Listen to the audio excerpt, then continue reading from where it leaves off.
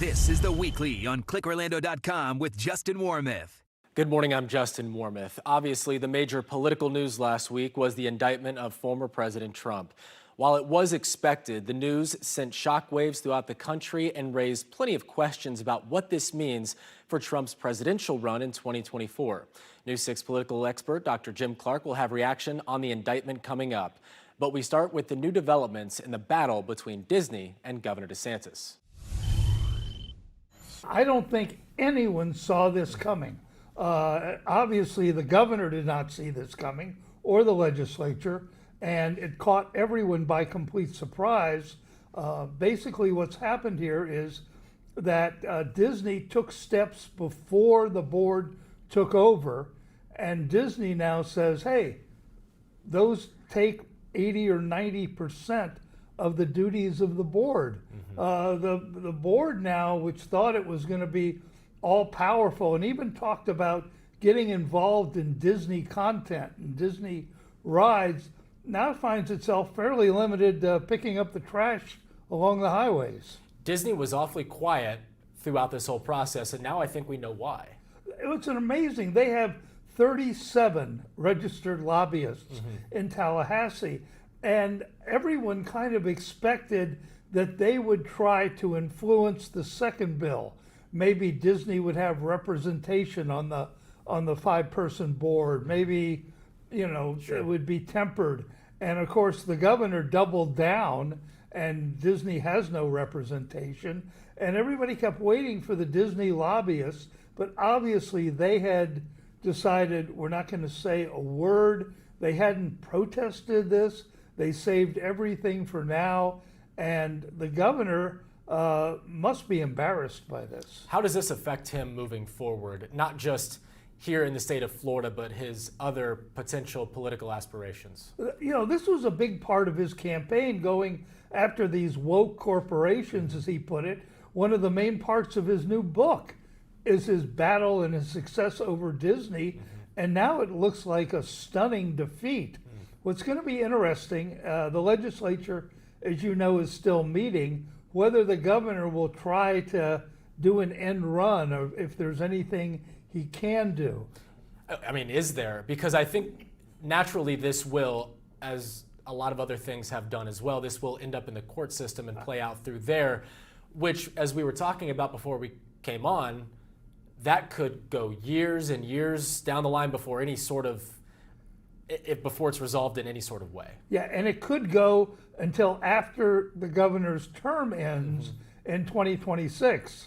And then maybe a new governor would be more inclined to work with Disney, whatever. So this is a major blow for Governor DeSantis. And again, because he has become such a favorite of the national press, and everything he does gets reported on, this is going to be national news. I think a lot of folks in the DeSantis camp claim that what happened there with the previous board members is that they broke the law in some sort of way. But according to Disney's statement, this was an open forum. Public comment was there, and they sort of just slid this under the rug, but in a legal fashion, according to Disney. Yeah, well, the question is, the document says this is in perpetuity. Right. And the question is, can you have any document that has in perpetuity in it?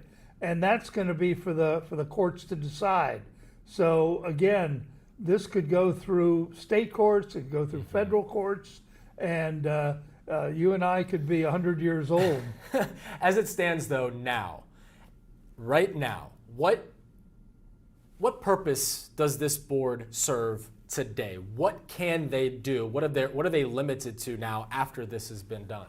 Yeah, very little. Some of the periphery things that are not the glamour, not the fun. Right. They get the fire department and the roads and the sewers, things like that are going to not be what they expected. They expected this high-profile assignment, and they're ending up with almost nothing. Yeah. Well, the legislative session, as you brought up, it's about almost a month through of this 60-day session, and I'm curious what you've seen so far. What stands out to you about what's going on? just that this is clearly the DeSantis legislature. That in years past, as you know, we'd be talking about what the House Speaker wanted or the Senate President wanted. You haven't heard a word from them. It is clearly they are there to do whatever Governor DeSantis tells them to do. And so he is using the legislature to shape his coming presidential campaign, passing initiatives. In the last session, they passed a law limiting abortion to 15 weeks. He drew criticism from anti-abortion people who said, no, that's not strong enough. So now he's making it 6 weeks. They're expanding the so-called Don't Say Gay bill to include a variety of other things, raising it to high school, and including a bizarre thing which gives one person the power to have a book removed from a county library system. Right. So I think a number of these things are going to go to the courts, as the Disney thing will, and are going to be very controversial. Do Florida taxpayers pay for those billable hours that those lawyers will be taking from Governor DeSantis' office? Yeah. Remember, the Attorney General is a constitutional officer. She is elected by herself and runs her department. She does not answer to the governor. Right. So the governor cannot say, hey, I want you to handle this case. So he is hiring very expensive lawyers, some from his old law firm in Washington, and it's costing the taxpayers millions of dollars. Speaking of schools and education, they also, the legislature and the governor, expanding school choice and becoming the state of school choice, as I think they're putting it, by expanding the voucher program to anyone. Anyone is eligible for this now. What do you think, what effect will that have on the public education system, or at least what are the critics of this saying about the effect that this could have? Yeah, it weakens the public school system. Remember the vouchers program, which was a Republican idea to help poor students who had no choices in where they went to school be able to pick their school. And now, of course, it could be applied to anyone. And the question is, will this cause an exodus from the public schools, which will weaken them? But it also is an attack on the teachers union, which is strongly pro-democratic. In fact, as you know, the lieutenant governor candidate under Charlie Crist was the president of the teachers union. Right. And so I think there's a lot involved in this, more than one goal for the governor. It seems like they also want to make school board races partisan. Yeah, That's another factor in the education overhaul that the governor's trying to do. Yeah, you know, it's funny because in Orange County, for example, the Republicans moved to make them nonpartisan. All these offices we have in Orange County used to be partisan. And as the Democrats gained power, the Republicans said, hey, we don't want Republican on the ballot. They moved to do away with it, put it in the charter, and now the governor's pushing to bring back more and more politics in school board races. And the original idea of the boards was that they represented the children. And now it's going to become more political. We saw his endorsement last year of, 36 school board candidates, almost all of whom won, including one in Orange County. Coming up, Dr. Clark will share his reaction to the indictment of former President Trump and whether it'll have any impact on the 2024 presidential election. Stay with us. This is The Weekly on ClickOrlando.com with Justin Warmoth. Welcome back. Late last week, it was announced that former President Trump was indicted by a Manhattan grand jury surrounding hush money payments made to adult film star Stormy Daniels during his 2016 presidential campaign. It marked the first time in U.S. history a former U.S. president has faced criminal charges. And while it remains to be seen how this affects his 2024 run at the White House, it'll no doubt be a major focus moving forward. Now, the news came after we recorded this week's episode with News 6 political analyst Dr. Jim Clark. But we still have his reaction to the indictment. We'll start with that before we discuss the likely matchup between Trump and Governor DeSantis. There are pollsters right now surveying Americans, particularly Republicans, asking them if this makes them more likely to vote for Donald Trump, less likely, or the same. And those polls are going to start showing up in a couple days. And from Florida's perspective, is this going to help or hurt Ron DeSantis? We've been going through this now for 7 years. You'll remember that 7 years ago, he took a cheap shot at John McCain, who had been a prisoner of war during the Vietnam War. People then said, oh, he's through. Oh, he'll never come back from that. Remember after the Access Hollywood tape was released 2 weeks before the election in 2016, where he said about grabbing women, people said, oh, he's finished. He doesn't have a chance. He has gone through these time after time and somehow always come back. The district attorney of Manhattan is an extreme progressive.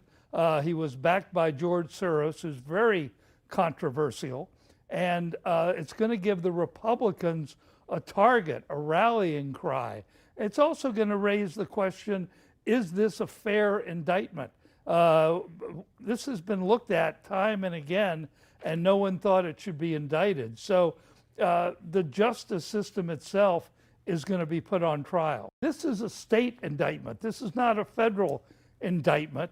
And so, for example, he could not pardon himself with this. If it had been a federal indictment and he was reelected next year, he could in effect pardon himself. But this is going to be fascinating to see how this plays out. And again, this could drag out for more than a year, depending on extradition, depending on trial dates. All kinds of things are going to go into this. Governor DeSantis and the potential, let's listen, he's going to run for president. It'll happen. He's waiting for after session to end. But I think a lot of folks are wondering what that means for the state of Florida. If he does file, what does that mean? Who is the governor? Is he still the governor? What power does he have? Let's go over that. Yeah, he will still be the governor. And we've had governors run for national office. Bob Graham ran for president. Reuben Askew ran for president. Neither got very far. Claude Kirk ran for vice president. He wanted to be Richard Nixon's running mate. We forget Charlie Crist ran for vice president. He wanted to be John McCain's running mate. And none of that has panned out. And so governors have run before. They've campaigned all over the country. So there's nothing really new about this. And there's no provision, as there is in some states, for the lieutenant governor to take over if the governor is out of state. So he will still be the governor and still have full power. Hypothetically, if he runs and wins, then what happens? Then the lieutenant governor becomes governor of the state. For the next 2 years. And people finally know who that is. That's true. Yeah, she sort of is in the shadows. All right, let's talk about that. It's really, there are a number of people who likely will run on the Republican ticket. A number have made that case pretty open. But it's a lot of the focus, obviously, is Trump versus DeSantis. And really, former President Trump, his sole focus has been tarnishing Governor DeSantis. We expected that, right? That's the playbook that he ran on in 2016, and it worked out perfectly. Yeah. The governor has been a little bit, he's had some subtle throws, some subtle jabs at former President Trump. What do you make of that dynamic as it's setting up right now? I think that he wants to get the Trump voters into his camp and doesn't want to attack too hard. His response to the Stormy Daniels case was brilliant, where he got a lick in against the district attorney in New York, calling him woke, and he got in a lick against Trump, pointing out that he probably shouldn't have had an affair with a porn star. The polling, I think, is what former President Trump is really looking at right now, and seeing his numbers start to rise while DeSantis' numbers start to fall. Yeah, the problem, though, is nobody else is emerging. Everybody else is, I think, Nikki Haley, the former governor of South Carolina and the former UN ambassador, has gotten up to 5%. But we're not seeing anybody and kind of surging there. There was a meeting last week in Georgia of major Republican donors, and neither Trump nor DeSantis were invited to that meeting, or neither one attended. And apparently these folks were looking for alternatives to DeSantis and Trump. So it's going to be interesting to see which way the Republican establishment moves, whether they're going to get involved in trying to push a third candidate. The more candidates who ultimately run, though, weakens DeSantis' chances, and I guess the better way to put it is enhances Trump's chances of being on the ticket, right? Yeah, Wouldn't you say? Absolutely. In fact, you go back to 2016, and Trump was never the overwhelming favorite. Sure. He won by getting 40%, sometimes in the 30s, and everybody else trailed. And what begins to happen, and we see this in every campaign, is that the people getting 5 or 10% lose funding. People who are giving him money say, he can't win or she can't win, and their campaign dies. In fact, Joe Biden's campaign in 2020 almost died until he got to South Carolina. Right. And then you started to see more and more candidates drop out. Right. Probably were told to drop out from the DNC. Right. But that's what happens is as you sort of figure out, okay, is this a 2-horse race? Is this a 3-horse race? Let's get rid of the other horses, have them drop out of the race to enhance who I think ideal candidate would be from their vantage point. I mean, that's the sort of inside baseball of it, right? I mean, that's clear. Yeah, DeSantis, clear. DeSantis would like it to be a 2-person race, right? And see if he can beat Trump. The polls are very difficult to read, but first of all, DeSantis does not have high negatives, so people don't dislike him. Trump has extremely high negatives. A lot of people don't like him among registered Republicans. Among registered Republicans. So it's going to be interesting to see if DeSantis can increase his numbers. But the polls seem to be, DeSantis 30%, Trump 45%, and Trump can win with 45%.